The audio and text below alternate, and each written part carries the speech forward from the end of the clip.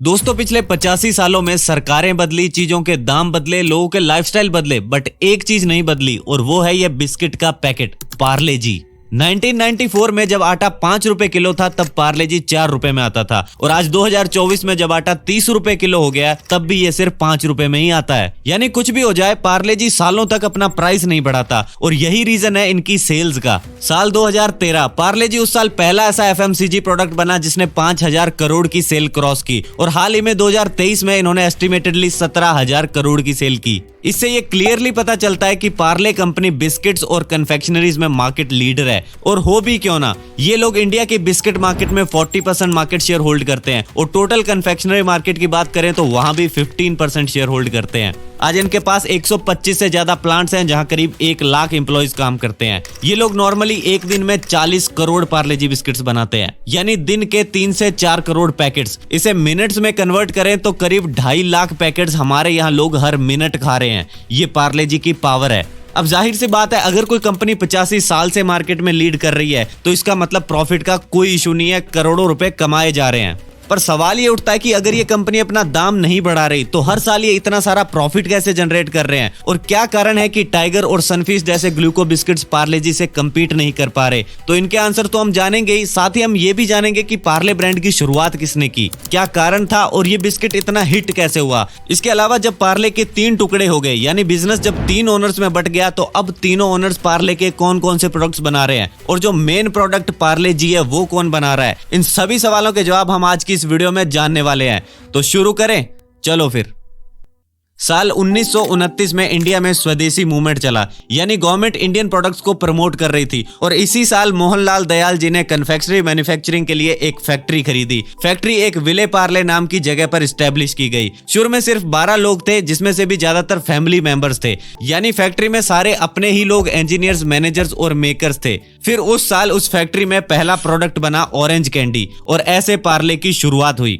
फिर धीरे धीरे लोगों को फैक्ट्री के बारे में पता लगने लगा, पर अभी भी इनके पास कोई ब्रांड नेम नहीं था तो लोग अपनी मर्जी से बोल देते थे कि पार्ले की फैक्ट्री, पार्ले वाली फैक्ट्री, जिसके चलते बाद में उस जगह की वजह से इन्होंने कंपनी का नाम पार्ले ही रख दिया। इसके बाद 1939 में इन्होंने 10 साल बाद अपना पहला बिस्किट लॉन्च किया जिसका नाम था पार्ले ग्लूको। ये बिस्किट बनाने का भी एक रीजन था। उस टाइम इंडिया में एक तो बिस्किट को इंपोर्ट किया जाता था और दूसरा वो काफी एक्सपेंसिव थे जिसके चलते सिर्फ रिच क्लास लोग ही उसे खरीद पाते थे। तो पार्ले ने इस प्रॉब्लम को सॉल्व करने के लिए अपना पहला पार्ले ग्लूको बिस्किट लॉन्च किया ताकि एक आम आदमी भी अब अफोर्डेबल प्राइस पर बिस्किट खरीद सके। अब कंपटीशन कोई था नहीं और डिमांड बहुत ज्यादा थी तो बिस्किट बहुत जल्दी पॉपुलर हो गया। पर 20 साल बाद 1960 में पार्ले को थोड़ी प्रॉब्लम हुई क्योंकि अब ब्रिटानिया अपने ग्लूकोज बिस्किट्स को लेकर मार्केट में एंटर हो चुका था। साथ ही कुछ और ब्रांड्स भी आए जो ग्लूकोज बिस्किट्स सेल करने लगे। अब सिमिलर नेम्स होने की वजह से कस्टमर को कुछ समझ नहीं आता था कि कौन सा पार्ले है और कौन सा ब्रिटानिया।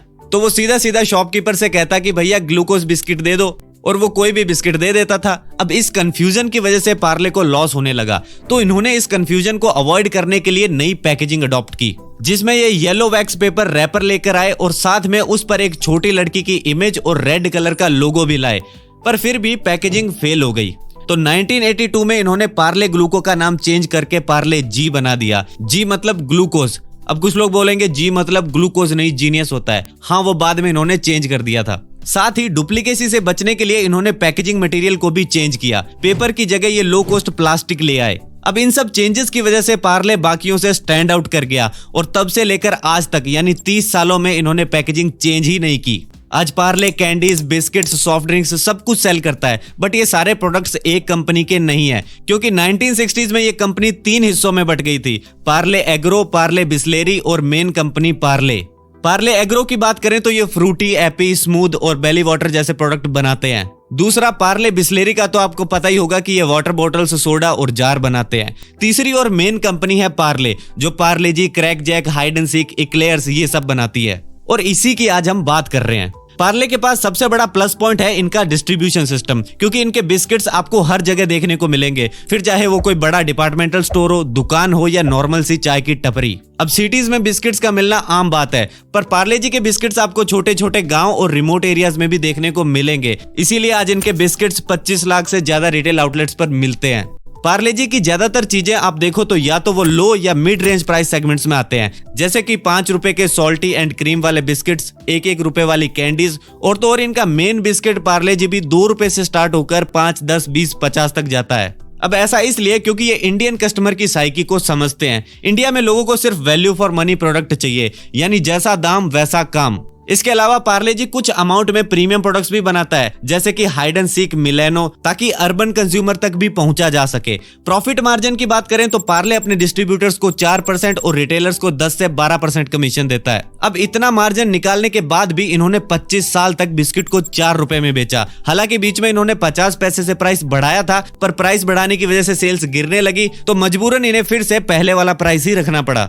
पर जब पार्ले जी की सेल गिरी तो 2 लोगों की सेल बढ़ी, ब्रिटानिया और सनफीस्ट। आज ब्रिटानिया टाइगर के पास 17 से 18% ग्लूकोज बिस्किट्स का शेयर है और सनफीस्ट ग्लूकोज के पास 8 से 9% मार्केट शेयर है, पर दोनों मिलकर भी पार्ले जी के बराबर सेल नहीं कर पाते।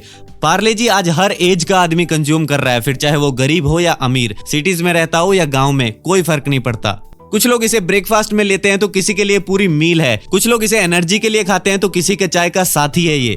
तो चलो अब पार्ले का स्वॉट एनालिसिस करते हैं, जो आप अपने काम में भी कर सकते हो। स्वॉट की फुल फॉर्म होती है strengths, weaknesses, opportunities and threats. सबसे पहले स्ट्रेंथ्स की बात कर लेते हैं। पार्ले जी की सबसे बड़ी स्ट्रेंथ है इनकी प्राइस। जहां बाकी ब्रांड्स 4 रुपए में 12 बिस्किट्स दे रहे थे, ये 4 रुपए में 16 बिस्किट्स दे रहे थे, वो भी 100 ग्राम। देखा जाए तो इस हिसाब से 1 किलो बिस्किट्स हुए 40 रुपए के। अब 40 रुपए किसी भी 1 किलो फूड प्रोडक्ट के लिए बहुत रीजनेबल होता है। इसीलिए आपने देखा होगा कि पार्ले जी ही वो ब्रांड था जो 1-1 किलो की पैकेजिंग करता था और आज भी करता है, क्योंकि एक चीज को लेकर ये शुरू से ही क्लियर थे कि हम प्राइस नहीं बढ़ाएंगे, मार्जिन कम है तो क्या हुआ, हम ज्यादा लोगों को माल बेच देंगे, और इसीलिए ये मार्केट में टिके हुए हैं। इसके अलावा इनकी दूसरी स्ट्रेंथ है मार्केट शेयर। इनको पता है कि हमारा और कोई प्रोडक्ट बिके या ना बिके, पार्ले जी तो बिकेगा ही, और इसी चीज का ये फायदा उठाते हैं। पार्ले जब भी कोई नया बिस्किट निकालता है तो उसके डिस्ट्रीब्यूशन की इनको ज्यादा फिक्र नहीं होती, क्योंकि पार्ले जी तो इनका हर दुकान पर जा ही रहा है, तो नया प्रोडक्ट भी उसी के साथ भेज देते हैं। अब अगर कोई दुकानदार दूसरा क्रैक जैक या 2020 लेने से मना कर दे तो उसे पार्ले जी भी नहीं देते, जिसकी वजह से शॉपकीपर को कई बार मजबूरन बाकी बिस्किट्स भी रखने पड़ते हैं। इसके बाद इनकी तीसरी स्ट्रेंथ है लार्ज मैन्युफैक्चरिंग यूनिट्स। पार्ले ने बिस्किट्स और कन्फेक्शनरी के लिए मेनली 4 जगह अपनी फैक्ट्री सेटअप कर रखी है। पहली है मुंबई में, दूसरी हरियाणा, तीसरी राजस्थान और चौथी बेंगलोर में। हरियाणा और राजस्थान की जो फैक्ट्रीज है वो इंडिया के सबसे बड़े मैन्युफैक्चरिंग यूनिट्स में से हैं। इसके अलावा इनके 19 और मैन्युफैक्चरिंग यूनिट्स भी है जहां कॉन्ट्रैक्ट बेसिस पर बिस्किट्स और कन्फेक्शनरीज बनती है। अब इनकी जो लोकेशन है वो भी स्ट्रेटेजिकली प्लान की गई है ताकि प्रोडक्ट्स की कांस्टेंट एंड इजी डिस्ट्रीब्यूशन हो सके। स्ट्रेंथ्स के बाद अब बात करेंगे वीकनेसेस के बारे में। पार्ले की सबसे बड़ी वीकनेस है ब्रेकेज ऑफ बिस्किट्स। बहुत बार ऐसा होता है कि डिलीवरी के टाइम बिस्किट्स ब्रेक हो जाते हैं और फिर वो कंपनी वापस एक्सेप्ट भी नहीं करती, और ब्रेकेज का सबसे बड़ा कारण है इनकी पैकेजिंग।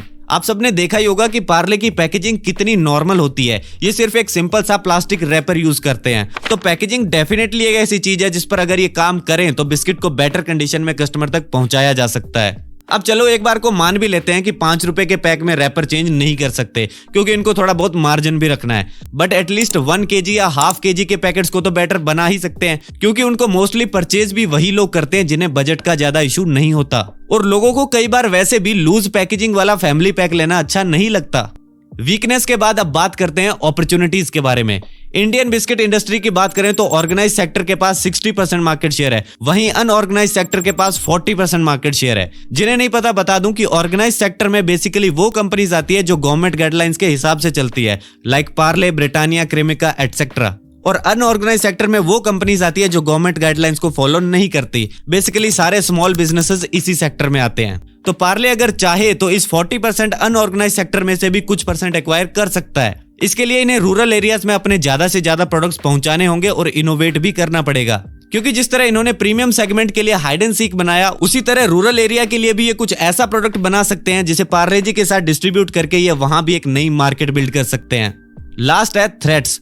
पार्ले को अगर कोई कंपटीशन दे रहा है तो वो है ब्रिटानिया, क्योंकि ये लोग एडवर्टीजमेंट्स के थ्रू अपने प्रोडक्ट्स हाईली प्रमोट करते हैं और इनके प्रोडक्ट और पैकेजिंग भी पार्ले से बेटर होती है, इसीलिए एक कस्टमर ब्रिटानिया की पैकेजिंग की तरफ ज्यादा अट्रैक्ट होता है। इसके अलावा आईटीसी के सनफीस्ट की बात करें तो उनकी प्रमोशन भी पार्ले से कहीं ज्यादा होती है, इसीलिए इन दोनों ही ब्रांड्स का मार्केट शेयर बहुत कम है, पर फिर भी ये पार्ले के लिए प्रॉब्लम बनते हैं। इसके अलावा आजकल मार्केट में काफी सारे और भी बेकरी प्रोडक्ट्स आ चुके हैं, like fan, rusk, toast, wafers, जिनकी वजह से पार्ले जी की सेल्स पर डेफिनेटली इफेक्ट पड़ रहा है, क्योंकि ये सब्स्टिट्यूट प्रोडक्ट्स पार्ले जी को रिप्लेस कर रहे हैं। पर इनसे भी डील करने के लिए पार्ले ने अपने रस्क और नमकीन जैसे स्नैक्स इंट्रोड्यूस कर दिए हैं, जिसके चलते आज इनके पास 40 कैटेगरीज में ब्रांड्स हैं, जिसमें ये बिस्किट से लेकर कैंडी तक बहुत सारे प्रोडक्ट्स बनाते हैं। और इन्हीं प्रोडक्ट्स में से एक world's largest selling biscuit product भी है, जिसे हम पार्ले जी के नाम से जानते हैं। तो दोस्तों आज की इस वीडियो में बस इतना ही। वीडियो पसंद आई तो लाइक और शेयर कर दीजिए। मैं मिलता हूं आपसे नेक्स्ट वीडियो में। धन्यवाद फॉर वॉचिंग।